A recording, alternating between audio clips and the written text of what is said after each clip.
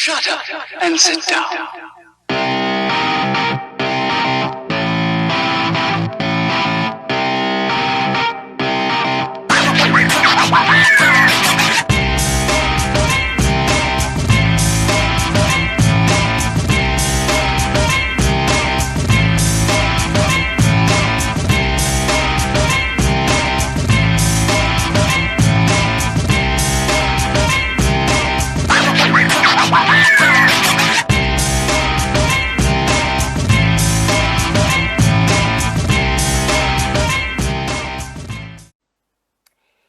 Hoje vamos falar de lobos e lobisomens. Quem não gosta de lobos, não é? E é engraçado porque certos lives têm combinado com datas interessantes. Por exemplo, não sei se é de hoje para amanhã ou de amanhã para depois. Vai haver um eclipse lunar.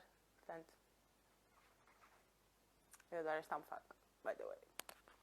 It's so fluffy! Bem, hoje vamos então falar desta obra de fantasia que se chama Alma da Raça, da Daniela Moisés, que eu gostei muito porque, como disse na minha review, nós estamos muito habituados a ver a parte deste mundo fantástico, estamos muito habituados a ver a parte mais dos vampiros e do que é que os vampiros sentem, o que é que os vampiros fazem, e muita gente se esquece dos lobisomens e dos lobos e dos metamorfos e de outras tantas raças que podem existir no mundo da fantasia, não é? O mundo da fantasia é um mundo que podemos explorar até mais não é? Porque podemos criar um mundo de raiz, línguas, raças, terras, tudo e mais alguma coisa.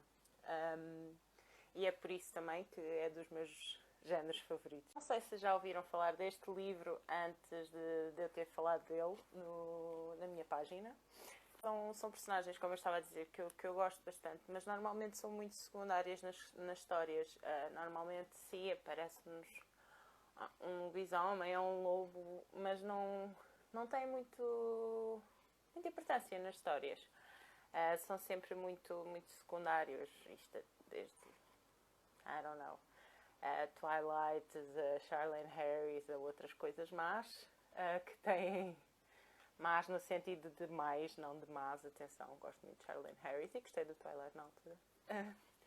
Mas são sempre personagens muito secundárias que muita gente não liga. Entretanto, a vossa host querida aqui também está um ano mais velha.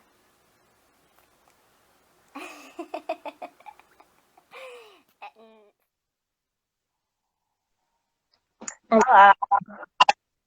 Tudo bem? Tudo bem, e contigo?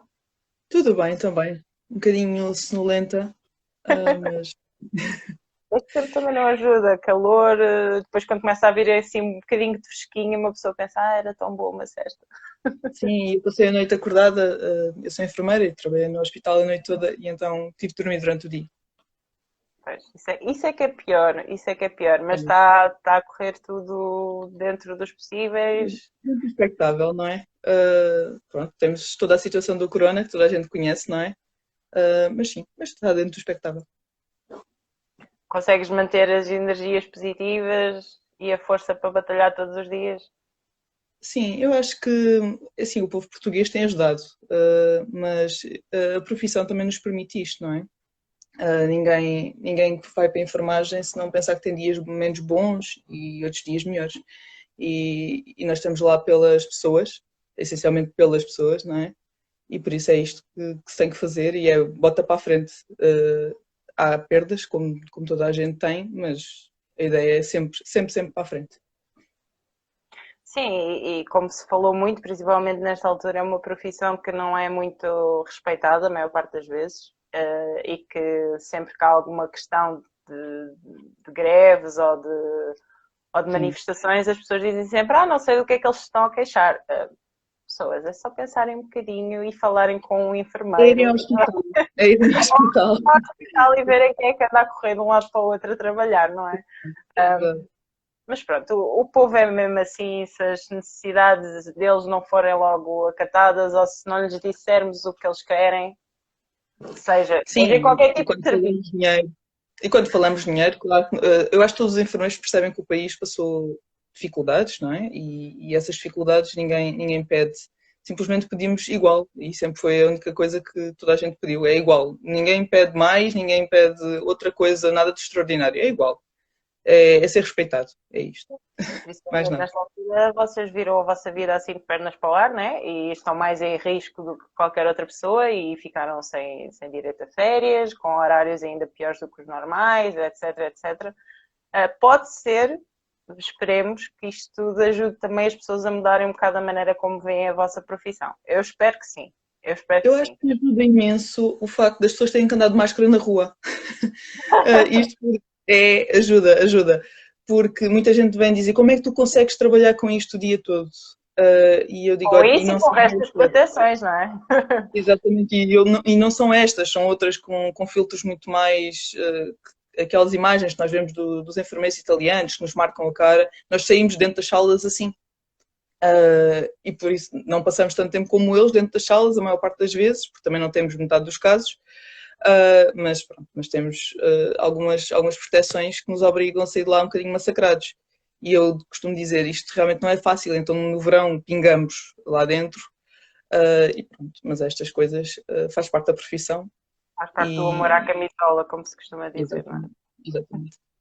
Bem, então já sabemos que és a Daniela, a autora da Alma da Raça, que és enfermeira, que estás a batalhar por todos nós, não é? Que é muito bom de saber que lá está, aqui ainda temos enfermeiros que gostam imenso do que fazem, porque infelizmente também houve uma altura que muitos enfermeiros fugiram do país porque cá não havia condições para eles, não é? nem vagas de trabalho. De onde é que nasceu então, falando assim de uma coisa que leva mais para um mundo mais desafogado de preocupações reais, de onde é que apareceu o teu gosto pela escrita? Quando é que começaste a escrever? Quando é que começaste a rabiscar os teus primeiros certos? Não necessariamente este livro. Eu tenho vários certos. Eu posso dizer que em pequena, a primeira história que me lembro assim, foi talvez no quarto ano, penso que foi do quarto ano da escola, que comecei a escrever. Pediram uma história e eu fiz uma história sobre um cavalo, que o meu pai andou com a história uma porrada de tempo. Foi um cavalo e um lobo. E sempre andei ali, e depois eram os índios, e fiz toda uma história na altura de 5 páginas, para alguém com 9 anos. E fiz a história e eu lembro que na altura toda a gente achou uma piada desgraçada, como é que uma miúda de 9 anos tinha inventado aquilo. E depois comecei a escrever, essencialmente na escola. Nós temos, na escola onde eu andei no básico, tínhamos um concurso que era tentar que o pessoal escrevesse entre poesia, prosa, fantasia, algo mais histórico. Tentavam-nos puxar um bocadinho para isto. E eu, na altura, nos meus 12 anos, ganhei um prémio Revelação da escola, porque fiz a história na altura tinha a ver com gladiadores, tinha a ver com gladiadoras, que não se falava, e sobre a Roma Antiga. E na altura a minha professora de português achava curioso porque é que eu escrevia coisas que a maior parte do pessoal vivia num mundo de fantasia, mas nos jogos de computador, e eu escrevia. Entretanto fui estudar para Lisboa, porque eu vivo numa zona rural, e fui estudar para Lisboa aos 15 anos, e aos 15 anos eu estava imenso tempo nos transportes. Eu passava cerca de 3 horas por dia em transportes, e o meu trabalho era ou ler, ou escrever. E então ofereceram-me livros, cadernos, e eu escrevia nos cadernos. Eu tenho dezenas de cadernos com histórias diferentes, coisas que eu criava. E às tantas os meus colegas começaram naquela de: o que é que estás a escrever? O que é isso? E roubavam-me os cadernos. E eu lembro-me essencialmente nas aulas de matemática, roubavam os cadernos para ler. Ou seja, naquele ano acho que pouca gente aprendeu matemática, toda a gente dedicava-se a ler, e o caderno passava entre cadeiras, e o pessoal... E depois eu dizia: tenho uma personagem nova. O que é que sentias dessa exposição quase obrigada? Começaste a gostar disso, de teres as pessoas logo a ler e a dizerem as coisas e ver as pessoas entusiasmadas com isso? Eu achava curioso.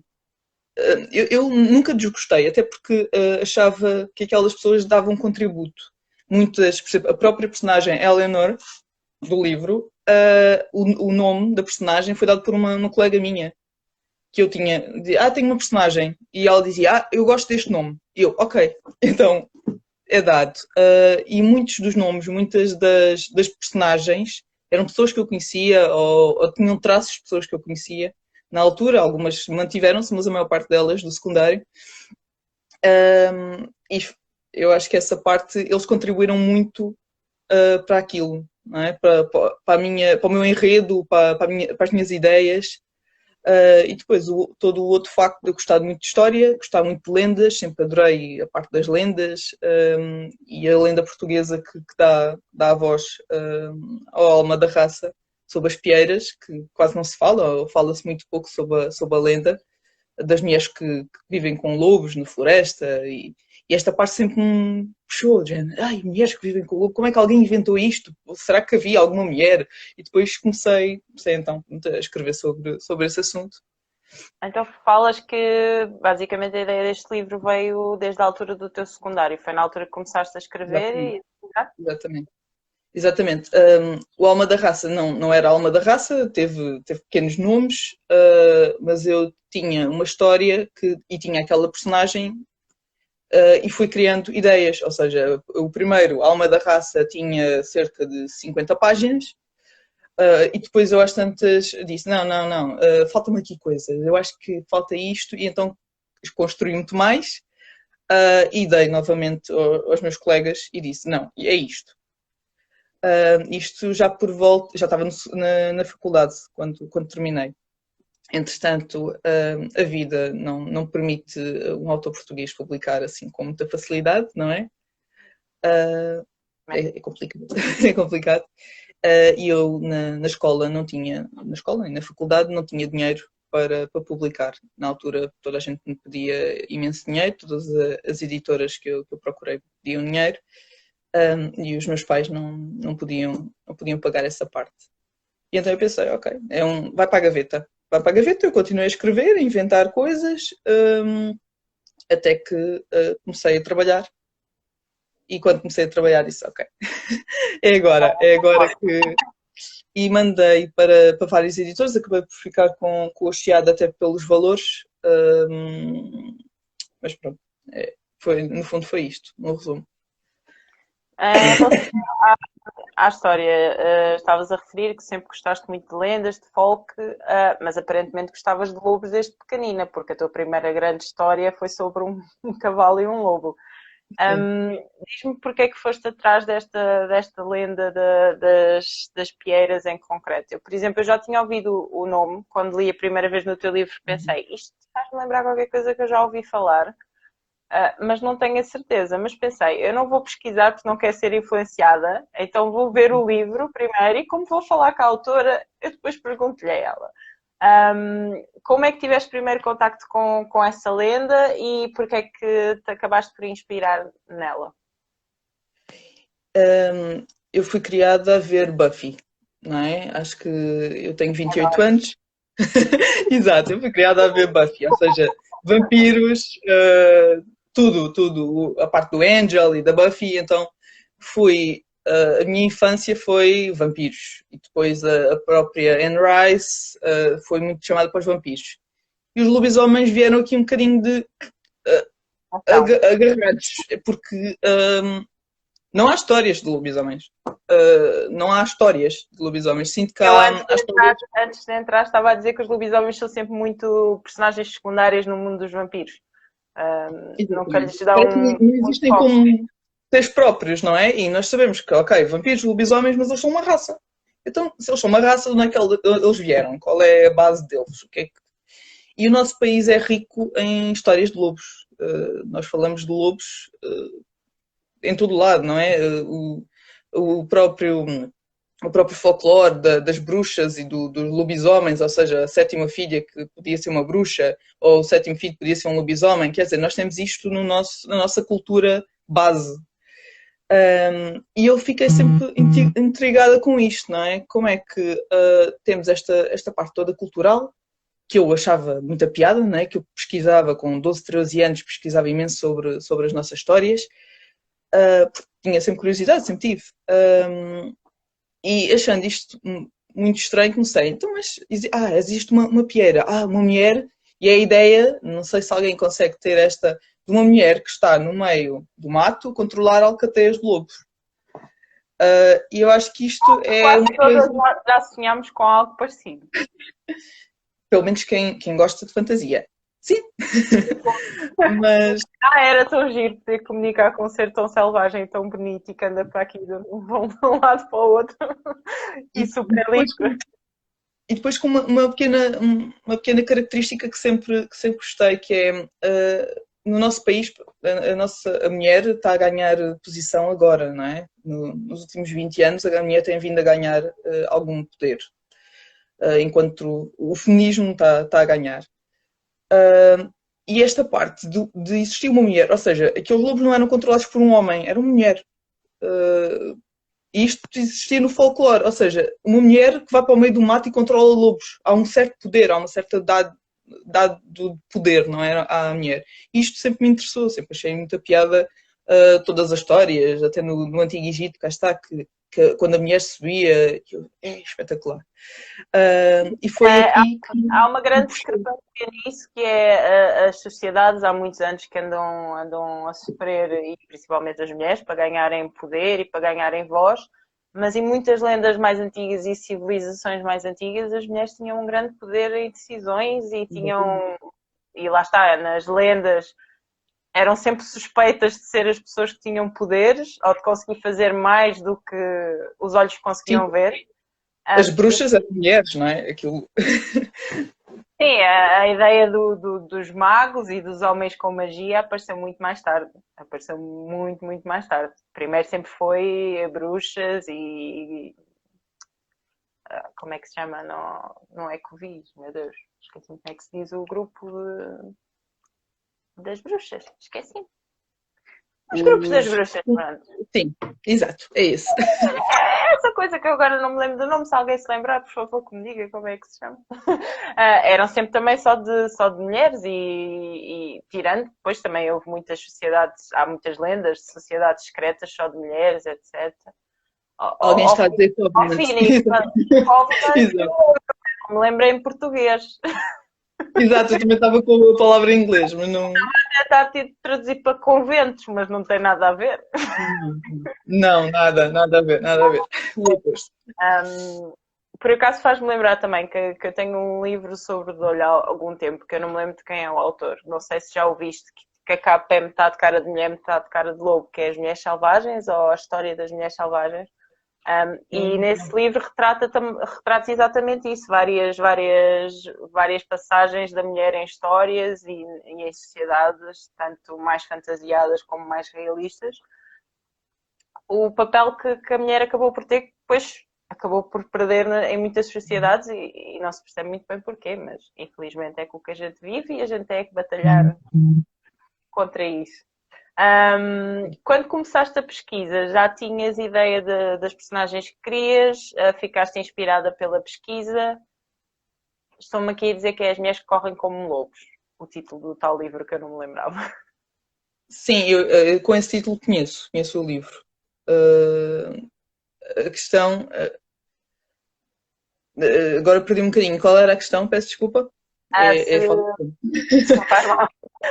Se quando começaste, se parte da história e parte da inspiração dos personagens veio quando iniciaste essa pesquisa ou já tinhas uma ideia do que é que querias construir? Eu tinha a ideia das personagens principais, essencialmente porque sempre associado ao lobo existe isto. Eu tive um ano em Biologia, depois também ajuda nesta criação, que os lobos têm um parceiro, no fundo, para a vida.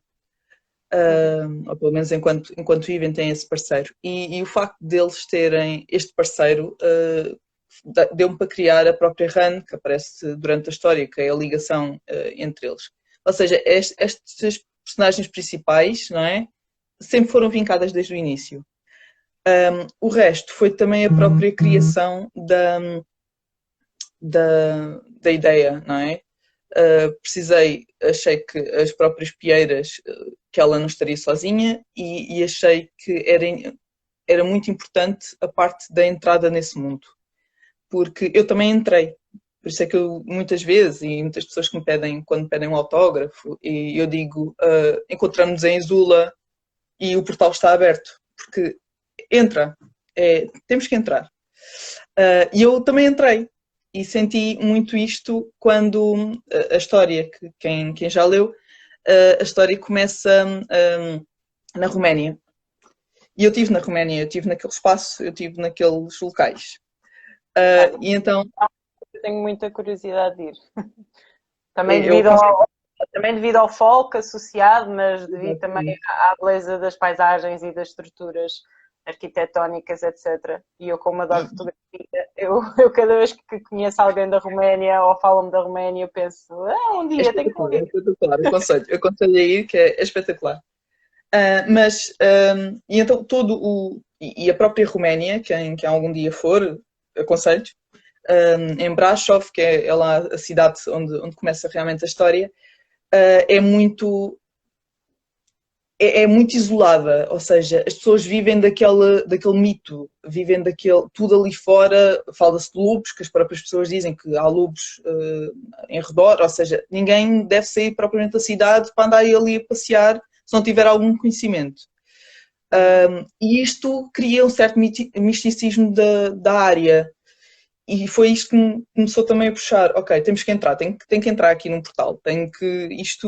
Estamos neste mundo real, que por vezes tem coisas menos boas, mas agora vamos entrar aqui neste portal. E depois todas as personagens foi as duas pieiras que andam sempre com a Eleanor, porque criei-as com base em pessoas que conheço e que de alguma forma me dão apoios e tanto com personalidades diferentes, que elas notam muito as personalidades diferentes, e depois o próprio grupo de rapazes, porque eu sempre fui rapariga de grupo de rapazes.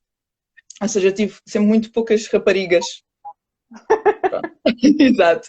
Tive muito poucas raparigas sempre no grupo. Ou seja, aquelas duas, e que ainda hoje que se mantém na minha vida, aquelas duas eram as raparigas. Ponto. E depois haviam rapazes. Realmente haviam rapazes e toda a história me fazia sentido que eu tivesse num grupo aquela personagem e aquelas personagens estivessem num grupo com rapazes, com montes de rapazes. E depois toda a história desenrolou, não é? Porque é que só haviam aquelas três, não é? Ou porque é que há aquelas três naquele momento, ou a evolução toda da história. Em resumo, foi isto. Há bocado a Andreia estava a perguntar, a Andreia também é autora, e eu, entretanto, esqueci-me de questionar. Ela estava a perguntar se tiveste que fazer alguma alteração antes da publicação, tanto a nível pessoal ou a nível exigido pela editora. Não me pediram, não me pediram absolutamente nada. Perguntaram se era mesmo a história que eu fiz pequenas alterações, mesmo muito pouco significativas, mas nada que me pedissem, tens que mudar isto ou aquilo, até porque eu disse que esta é a história, se eles não quiserem vai para a gaveta. Não estou aqui nem político, nem... Claro que tem muitas coisas minhas e tem muitas coisas da minha forma de ver até a própria religião, e quem lê a história percebe algumas coisas. E o segundo, em que eu também estou a trabalhar, toca ainda muito mais estes assuntos, especialmente do culto neste momento à deusa e tudo mais. Mas sou eu. Isto é para as pessoas lerem, não é? Para as pessoas lerem porque acreditam no que está aqui e que fui eu que escrevi. Se me vierem pedir, não, tens que mudar coisas porque não é aceito por isto ou por aquilo, ou entre conteúdos LGBT, eu vou escrever aquilo que eu acho que devo escrever, porque eu me sinto bem a escrevê-lo. Não tenho nada contra conteúdos LGBT, pelo contrário, tenho personagens até que foram criadas nesse âmbito. Eu estou a puxar isto porque normalmente puxam-me muito, porque é que não tens nenhuma personagem? A personagem cria-se. Eu se algum dia achar, ok, esta é a personagem, eu crio-a. Não vou criar de propósito para pertencer a um grupo. Nem vou criar. Acaba de excluir tentando incluir, que é o que muita gente faz errado, é tentar fazer inclusão, está a ser exclusivo. Está a excluir porque pôr porque tem que haver uma personagem negra, tem que haver uma personagem branca, tem que haver uma personagem homossexual, tem que haver uma personagem assexuada, tem que haver uma personagem... Baterem todos. Para Sim, baterem todos, aí já é o exagero que é um extremo que estraga tudo, porque aí já não estás a fazer decoração, já não estás a fazer realmente queres transmitir aquela mensagem, estás a ser obrigada porque queres chegar aos grupos todos e às minorias todas. E acho que quando isso é obrigado, acho que se torna até feio, porque não é real, não é... exatamente. E isso foi uma das coisas que eu disse que não iria, tanto como a nível religioso ou político, eu não ia. Toco, claro, em coisas, há pessoas que vão lendo e vão percebendo que eu estou a tocar nos meus pontos de vista de algumas coisas, claro que estou eu a escrever. Crio personagens negras, homossexuais, bissexuais, seja o que for, mas porque elas são assim. E porque olho para elas e faz-me sentido que elas sejam assim ali. E acho que isto é a melhor forma que eu posso contribuir, que é o mais real possível. Toda a gente que queira ler está a ler a história como é, não está a ler porque eu preciso que enquadre, que eu preciso de vender ou que eu preciso que isto enquadre numa determinada perspectiva. Exatamente.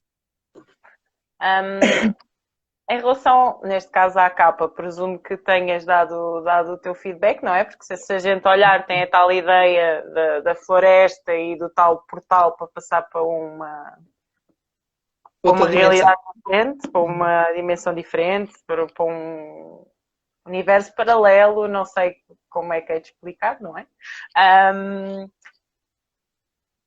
Tu chegaste a ir, por exemplo, a florestas ou estás no meio de florestas para te sentires inspirada para algumas partes do livro, ou não foi um livro que tirando que já falaste que estiveste na Roménia, ou não foi um livro que a escrita te puxou para algum sítio? Porque há autores que dizem, este livro puxou-me para escrever para o pé do mar. Ou este livro puxou-me para escrever para o pé, não sei, de um edifício alto porque precisava de sentir o ar a bater na cara, etc, etc. No teu caso, como tinha a ver muito com as energias da floresta e os mitos da floresta, sentiste essa necessidade? Eu sou escuteira desde os 12 anos, neste momento dirigente do Corpo Nacional de Escutas, ou seja, a minha infância foi passada no mato. Em resumo, foi isto. Entretanto, tenho viajado entre Noruega, que o próprio panorama de floresta nórdica, aquela floresta pesada. Também estive na Suíça, isto tudo a nível de hikes e muito tempo no meio da natureza, com árvores e trilhos. Eu acho que toda essa parte me puxa. A própria Rábida, estou a falar de outros países, mas parece que temos outra coisa completamente. Temos aqui a Rábida ao lado, que é entre mar e montanha. Aí parece mesmo que entramos tipo num portal, porque aquilo num instante estás ali num universo completamente diferente. Exatamente. E nós temos na Rábida, o Corpo Nacional de Escutas tem um parque escutista mesmo no meio da Rábida. Ou seja, a minha infância foi muito passada ali, com um lado da montanha de um lado e outro do outro, e subir ao alto do Fornozinho, que eu não aconselho a que faça, mas que tem que ter assim umas pernas e uns pulmões que aguentem. Tem que ir mesmo lá acima e ter uma vista maravilhosa. E com o mar de um lado, quer dizer, a floresta, o mar, tudo no fundo se toca ali. Mas essencialmente a floresta de mato foi sempre. Acho que toda a minha vida tive no meio da floresta. A floresta em si, no fundo, chama-me e é ela que me constrói também estas ideias. Ok. Faz sentido. Lá está, eu fiz essa pergunta porque denota-se uma paixão pela natureza, pela liberdade, até quando a própria personagem é do género, eu vou e vocês não têm nada a ver com isso. Não posso ir para o meio do mato? Posso ir para o meio do mato, sim senhora, que eu agora sou uma mulher crescida e já posso fazer o que eu quiser sozinha. Uma coisa engraçada que eu achei, agora falando por nós mais técnicos do livro, eu gostei muito das descrições das roupas. Tanto para a analogia mais para uma posição mais defensiva, mais de guerra, tanto para uma analogia mais de um ser quase alado, um ser de culto. Onde é que foste buscar essas inspirações? Ou porque é que te lembraste disso, ou aí dessa maneira? Eu sinto sempre que nós temos uma dualidade, não é? Como o lobo não é sempre um ser de guerra, por vezes o próprio grupo ele é um ser de carícia, de união. A personagem em si e a personagem, a parte da Alat, da lua, não é? A criação toda daquela parte de uma deusa, de alguém superior, de ser sacerdotisa à deusa. Acho que foi muito esta criação de ter alguém para seguir. E este seguir é seguir na parte da paz, por isso a parte branca, também entre a lua e a paz, um ser quase alado, como disseste, mas a parte também alguém para seguir nos bons costumes, mas educado para. Cá está, a minha parte política agora da coisa. Normalmente costumamos dizer que, eu pelo menos costumo dizer cá em casa, que o poder deve ser dado a quem não o quer. Isto porque muitas vezes toda a gente que quer o poder... Estavas por fazer isso no livro também. Exato. É a escolha. E é aquela pessoa que é escolhida, e é escolhida também pelos seus, pela dádiva que dá aos seus, pelo trabalho que está com os seus. Ou seja, o líder surge. O líder não é feito, não é aquele de eu escolhi, e isso é na história, não vou dar spoiler, mas há quem queira dizer, não, eu quero ser líder. E depois ela, não, mas a líder sou eu porque sou eu. Não é porque eu queira, mas sou eu. E estou aqui porque eu sou líder, porque estou preocupada com os meus. Porque a minha raça, porque os meus precisam de mim. E eu acho que é um bocadinho isto que os nossos líderes deviam fazer, não é? Estar lá porque têm que estar para todos nós. O povo muitas vezes esquecem.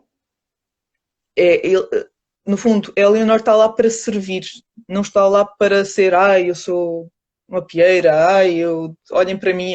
Não é esse o trabalho dela. É exatamente o oposto. O trabalho dela ali é servir a raça.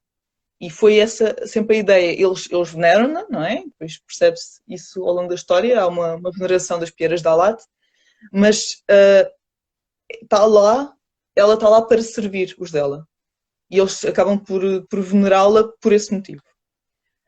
Sim, tu nisso acabas também, desculpa interromper-te, por fazer outras pequenas referências a políticas, não é? Um bocado no mundo da fantasia, mas sim, em relação aos próprios lobos terem que seguir regras das alcateias deles, e lá está, só X lobo é que irá subir para ser mais importante que os outros e que não é propriamente uma escolha, e que tem que seguir uma quantidade de regras que muitas vezes, coitadinhos, vai contra o coração dele. Tinha uma curiosidade também. Lembraste do objeto, tentando não ser muito spoiler, não é? Do objeto que dá nome ao livro. Achavas que era necessário um objeto para, como é que eu ia dizer, para tornar a situação mais palpável, ou foi por outra razão? Eu acho que para a idade em que for feito, sim. Ou seja, não é propriamente um livro que alguém de 5... Já tive muita gente de 50 anos a lê-lo, mas não é propriamente pessoas de 50 anos que pegam nele para o ler. E muitas vezes faz sentido que tenha alguma coisa que se lute, não é? E normalmente as coisas para que nós lutamos é mais fácil traduzi-las, então a nível de fantasia, por algo palpável. É como o Senhor dos Anéis tem o anel, que, ok, toda a história é o anel, mas acaba por nem ser o anel. Tudo se passa à volta do anel, mas o que acaba por ser menos importante naquilo tudo é o anel. Acaba por ser o menos importante, sim. E no fundo é um bocadinho isto. O poder que se é dado a algumas pessoas, não é? Em detrimento de outras. E porquê? Porque é que é aquela pessoa que é escolhida para determinada coisa, no caso do anel foi o Frodo, e a ideia sempre foi muito esta, de tornar palpável alguma coisa. E traduzir isso numa coisa que as pessoas digam, é por causa disto. É por causa disso, mas não é só.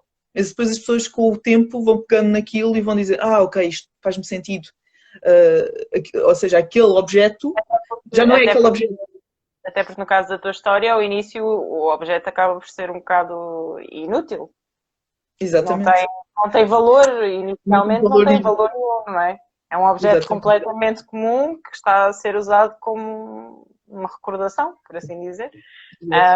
E eu gostei bastante dessa transição e também fiquei com a ideia que era para dar essa ideia de uma coisa mais palpável para as pessoas, para nós como leitores compreendermos que há ali no livro acaba por haver uma luta, uma revolta, uma tentativa de usurpar, não é? superar o poder de outra pessoa, passar a ser a pessoa a estar no poder, e que realmente é mais fácil sentir isso se um objeto estiver associado, apesar que depois nós percebemos que tem muito mais a ver do que simplesmente isso, porque o objeto sozinho não é nada na tua história. Se não for o resto da história dos antepassados, etc. Tentar não ser muito spoiler, que eu quando fico entusiasmada a falar é um perigo. O entusiasmo e depois eu penso, eu vou dizer isto, mas isto não é um spoiler. Sim, eu tentar controlar. Não, mas até agora acho que nos estamos a portar bem. Em relação à escrita em si, o que é que achas, o que é que sentes que tiveste mais dificuldades ou que poderias melhorar, ou achas que este teu primeiro bebê está... Claro que nós nunca achamos que nada está perfeito, principalmente os artistas, mas o que é que sentiste mais dificuldade e o que é que acharias que poderias ter feito de maneira ligeiramente diferente? Lá está, sem ser muito spoiler. A questão é engraçada porque eu escrevo, eu não sei como a maior parte das pessoas escreve, eu já falei com algumas pessoas, a maior parte das pessoas leva a história direita, ou seja, começa no capítulo 1 e acaba no último. Eu não consigo de todo fazer isso. Eu nunca conseguirei e não me peçam, porque eu escrevo por emoção. Ou seja, eu tenho a história, tenho as ideias da história, mas as pequenas cenas ou a forma surgem. Isto quase que é tipo uma visão. Não, mas brincando com a situação, mas a situação... personagens a terem-te alguma coisa ao ouvido. Quase, olha, isto está-se a passar assim, ou aconteceu isto, ou muitas vezes a forma de levar as personagens a fazer determinadas coisas naquele momento faz-me sentido daquela forma. Com aquela emoção, com aquela vivência, e eu escrevo por emoção, ou seja, escrevo cenas. Tenho a história com uma ideia, não é? E depois vou tendo vislumbres das cenas. Eu gostava que isto acontecesse desta forma e eu estou a ver isto desta forma e vou criando isto assim. Isto, no fundo, para dizer que eu podia mudar muita coisa da história, essencialmente o caminho, mas as próprias personagens é que me dizem, entre aspas, não, vamos por aqui. Vamos por aqui. Ou naquele dia eu acordo e aconteceu qualquer coisa deste mundo que me diz, não, fiquei magoada com isto e esta personagem está magoada com isto, ou está chateada com aquilo, ou de um determinado sentimento e eu aprofundo esse sentimento. E isto vai-me criando a história, não é? Com ideias, com pontos de vista que eu vou vivendo e que depois atribuo normalmente a algumas personagens de acordo com as suas características e de acordo com as próprias personalidades que elas tenham. Mas pronto, no fundo é esta criação que me faz variar sempre aquilo que escrevo. Agora, eu posso dizer que rever história, eu revejo e depois digo, não, falta-me qualquer coisa e falta-me outra coisa e eu acho que isto ainda não está bom. Tanto que eu tive 6 meses para enviar à editora, entre o início do contrato, no fundo, e até entregar para começar a ser publicado. Eu demorei 6 meses porque andei de rosa 6 meses, que dizia, não, falta-me qualquer coisa, este capítulo, falta-me aqui qualquer coisa. E depois dava às pessoas, não, mas está bom. Mas falta qualquer coisa. E tenho sempre a sensação que falta qualquer coisa. Tanto que eu não consigo ler, depois de estar editada, eu não consigo ler as minhas próprias histórias, porque eu sou uma crítica a mim mesma. Ou seja, eu nunca mais li, desde o último momento que eu terminei, eu nunca mais o li, porque o meu próprio livro começa a escrever nele, já, e depois às tantas digo, não, tá, vamos passar para outra, porque este está. Pronto, sou muito perfeccionista com estas pequenas coisas. E, no fundo, mudava tudo, em resumo. Em resumo disto, mudava tudo. Acabava por mudar um bocadinho tudo. Acrescentava, tirava, mas pronto. Aconteceu-te por acaso alguma personagem tomar as rédeas da história e alterar-te algum ponto que tu tinhas definido para a história?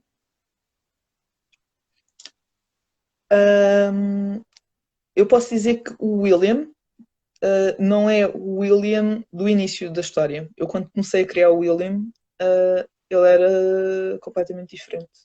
Não fisicamente era aquilo, mas ele ganhou o seu próprio terreno, ou seja, ele cresceu.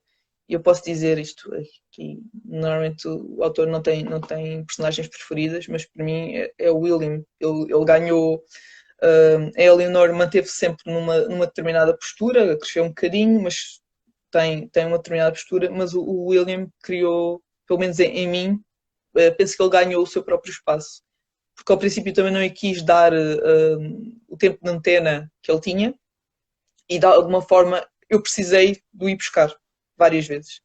Ele acabou por dizer, não, eu pertenço aqui, e eu venho estar aqui, e eu venho mostrar. Tanto que o livro tem estas duas perspectivas, esta parte posso dizer, sem dar grande spoiler, tem estas duas perspectivas porque o próprio William me disse, não, eu tenho que estar aqui, eu preciso de explicar isto desta forma, eu preciso de chegar aqui desta forma.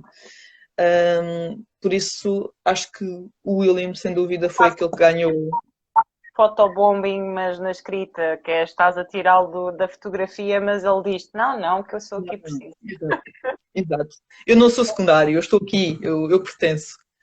É de género, estás a fazer um livro sobre este género de personagens e estás-me a fazer o mesmo que toda a gente me faz e estás-me a pôr como secundário. Não, nem pensar. Nem pensar, não vou aceitar isso. Sentiste dificuldade porque acho que referi na minha crítica que compreendo a dificuldade disso, mas foi uma parte que eu gostei um bocadinho menos no livro. Foi, para mim, as cenas de ação. Lá está, o teu livro tinha que ter mais páginas para mim. Isto para quê? Eu sei que já não deve ter sido fácil escrever estas todas, atenção, mas eu sou exigente. Para mim, as cenas de ação para mim precisavam um bocadinho de mais páginas. Isto porquê? Para a gente passar pelas fases de emoções que uma luta às vezes exige, que um atrito exige, mas eu sei que são situações muito difíceis de descrever, principalmente na fantasia, porque na fantasia nós temos que descrever muitas coisas que estão a acontecer.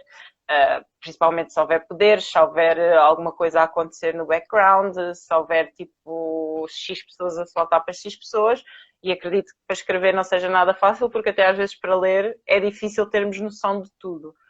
Sentiste dificuldade nessas partes? Mudarias alguma coisa?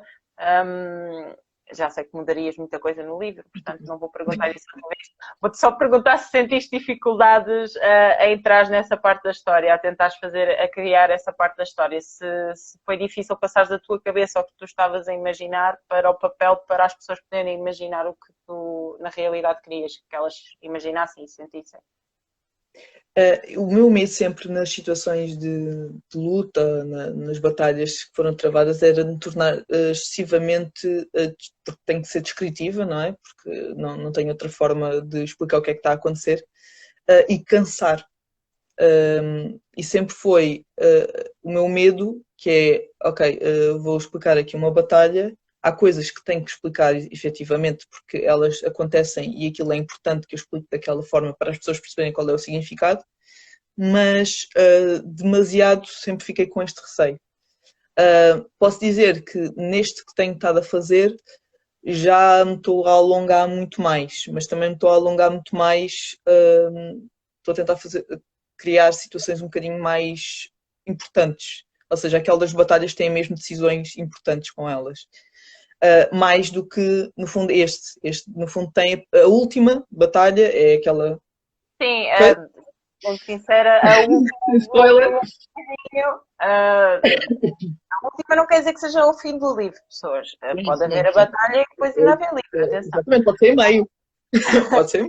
A última desiludiu-me um bocadinho, porque olha, há bocado falámos de Senhor dos Anéis, parecia-me quase a luta épica do último Hobbit, que é nós estamos à espera de uma coisa super épica que vai demorar 500 anos e aquilo é assim.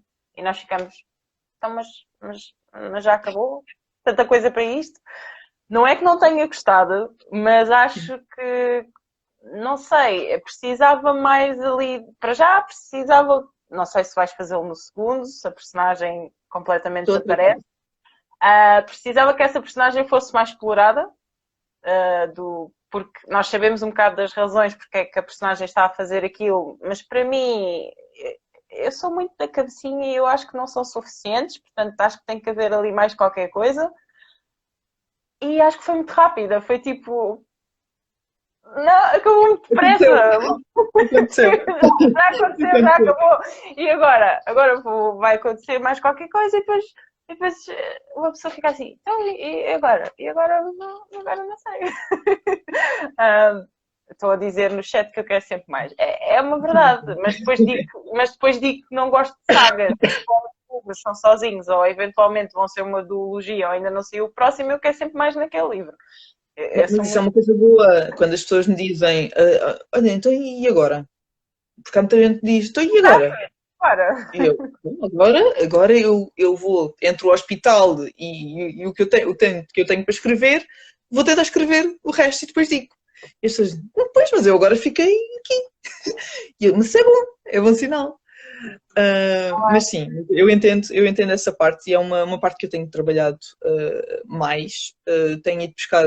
Eu digo que não há críticas negativas. As pessoas ficam muito. Não há crítica. Não há. Isto é completamente construtivo. Isto é completamente construtivo.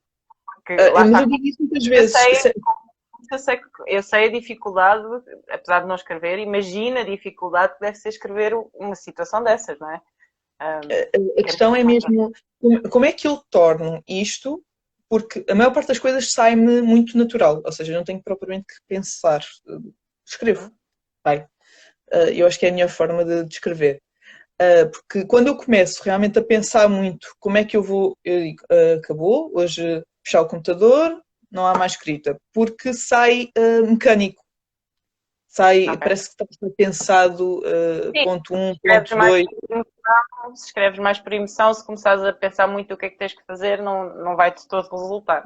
Não sai, exato. E então as próprias batalhas tenho que ir buscar, tenho que sentir a batalha. Tenho que sentir bem a batalha. E se calhar é isto que eu tenho, no fundo, treinado mais, ou dedicado mais para treinar, para conseguir criar muito mais ou ter mais tempo dessas batalhas.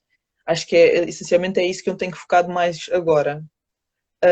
Até porque a maior parte das pessoas, quando pensa nos livros de fantasia, pensa logo em lobisomens e vampiros, neste caso na história com outros seres ainda, que eu não posso dar spoiler. Mas, sim, há um grupinho engraçado também, muito inspirado em folclore e outros países. Só para dar um spoiler, não é um spoiler. São todos vizinhos. E então, como são todos vizinhos. Sendo um bocado spoiler dessas personagens, eu gosto da que inicialmente, possivelmente, ninguém gosta. Porque ela está mesmo feita para o início ninguém gostar dela. Mas foi logo desde o início a minha preferida. Foi tipo, tu és interessante. Tu vais ser interessante nesta história. Portanto, eu vou manter o olhinho em ti a ver o que é que tu vais fazer. É assim, há personagens que a maior parte das pessoas não gosta ou que fica, mas elas são importantes, não é? Muitas vezes é os maus que ninguém gosta ou nós temos que dar algum... Eu costumo gostar de maus normalmente, porque acho que sem eles havia muita coisa que não mexia numa história e alguns, lá está, se estiverem bem construídos, às vezes são melhores que as personagens principais. Não estou a dizer que é o caso no meu livro, mas para mim, como leitor, já me aconteceu eu às vezes estar a gostar mais do percurso do mau, da personagem secundária do que propriamente da personagem principal. Porque tem a parte, eu acho que esta parte que nos puxa sempre um bocadinho, que é o passado. O mal normalmente não é mau porque acordou de manhã e disse eu sou mau e ha ha ha e vou Já destruir o nasci mundo. assim, só vai ficar pior. Não, ninguém nasce mau, como ninguém nasce bom, tem a parte cultural, não é? Toda adaptada, até porque nós somos animais, por mais que queiramos fugir do assunto, nós somos animais e toda a sociedade é que nos mobiliza para sermos maus ou bons. E muitas vezes o mau não está a ser mau, está a ver a vida de um prisma completamente diferente. Não, de todo, não responde às coisas más do mundo, não me interpretem mal. Mas Sim, mas na às vezes história.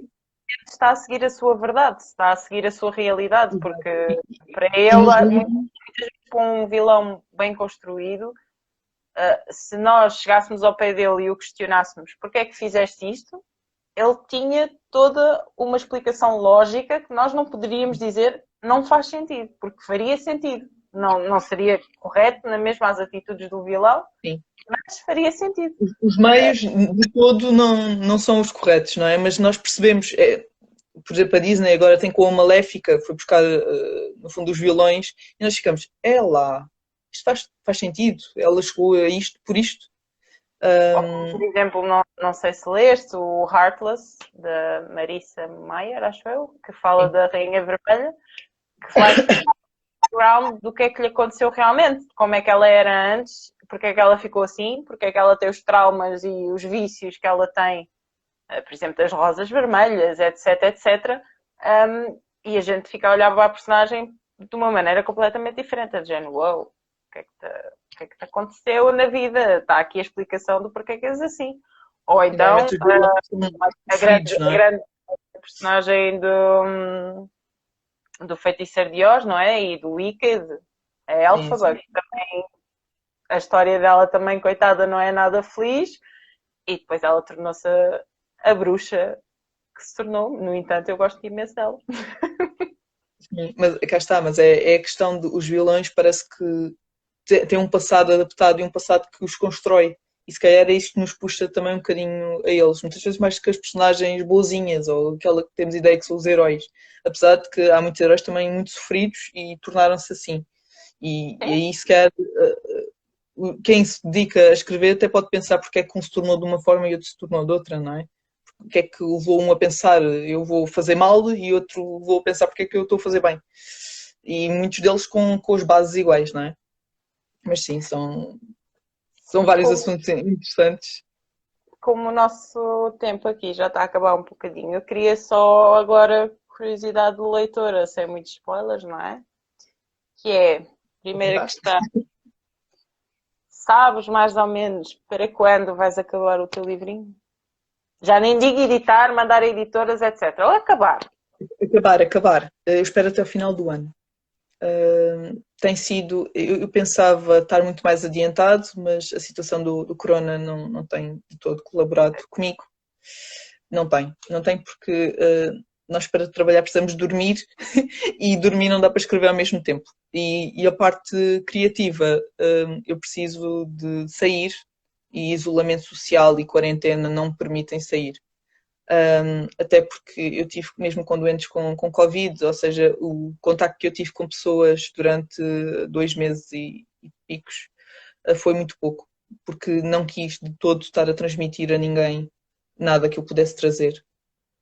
E então, pronto, acabei por estar afastada de todo o mundo e ao quintal, mas o quintal não é o melhor sítio para eu me inspirar, não é o melhor sítio para eu me inspirar e como tal tive que ficar assim um bocadinho mais isolada e escrevi, mas não escrevi nem o que eu queria, nem da forma como eu queria e por essa razão acho que preciso trabalhar isto até ao final do ano. Mas acredito também, tenho férias, em princípio terei férias, não se toda a gente colaborar e se formos todos unidos enquanto povo, conseguirei ter férias. E se conseguir ter férias, será em Portugal. Para o bem de todos, exatamente. Será em Portugal e em princípio será a escrever, porque este ano não dá para ir ao outro lado. E então será por aqui. Convém ficarmos um bocadinho protegidos Exatamente. até para o ano a mais, como se costuma dizer. É o ano de carreira de baterias. Mais duas perguntas, que é quase só uma, que é um bocadinho de spoiler, mas podes-me dar um spoilerzinho, porque eu estou curiosa. Que é, vamos ter uma nova vaga de conflitos e vilões e um cheirinho de por onde é que vais iniciar a história, porque a história acaba assim, de uma maneira, não posso dizer, não é? Mas deixa-nos assim, aí agora, o que é que vai acontecer a seguir? E eu quero Então, saber. eu vou dar assim um spoiler que vai ser muitos anos depois. Agora é Ok. aquele bacana, mas é para fazer sentido até muitos anos antes. É um spoiler assim um bocadinho estranho. Mas a questão é, algumas questões que estão para responder, tanto do passado, dos pais, avós, situações de história, não é? Porque é que as coisas aconteceram daquela forma. Essencialmente porque nós sabemos que há duas personagens que desapareceram. Uma delas sabemos que morreu, não vou dizer qual, mas uma delas sabemos que morreu. E porquê é que morreu? Ok, percebemos que morreu porque alguém a matou, mas porquê? E porque é que a pessoa que estava com ela também morreu muitos anos antes e ela mudou aquele comportamento todo. Estou a tentar não dar spoiler, é complicado. E é um bocadinho ir a esta história, ou seja, irmos à parte toda dos antepassados da nova personagem, porque eu criei uma nova personagem que, esta parte posso dizer, que é filha da Eleanor e de uma personagem do livro, que eu também não posso dizer qual é. Mas pronto, é a filha dela e depois é toda a situação com a filha dela e que ela vai descobrindo porque é que o mundo está tornado daquela forma que está, porque houve algumas alterações. E está a acontecer essas alterações porquê? O que é que aconteceu no fundo no passado? Porque é que as coisas começaram a acontecer daquela forma e porque é que alguém despoltou toda aquela situação que no fundo vai responder à última batalha deste. Ok, agora ainda Ajuda? quero que escrevas mais depressa. Porque essas Pronto, são as eu vou questões tentar, eu vou tentar. essas são as questões que eu tive quando acabei de ler. Pronto, eu vou tentar. Ajuda. Houve mudanças antes, esta personagem quer fazer mudanças agora, vai haver mudanças, portanto, em princípio vai haver alguém que vai nascer de novo, mas esta pessoa, de certeza que se sair à mãezinha, vai querer saber coisas do passado, porque não está satisfeita com a verdade que lhe apresentam à frente. E aquela pessoa da luta final tem que ter mais história, portanto, basicamente, o teu segundo livro é todas as minhas questões por responder. É mais ou menos isso. É mais ou O que é menos isso. ótimo. O que é ótimo. Portanto, estou super entusiasmada que ele venha cá para fora. Nome já tens ou ainda... Não, ainda eu posso dizer que é a última coisa que dou ao livro.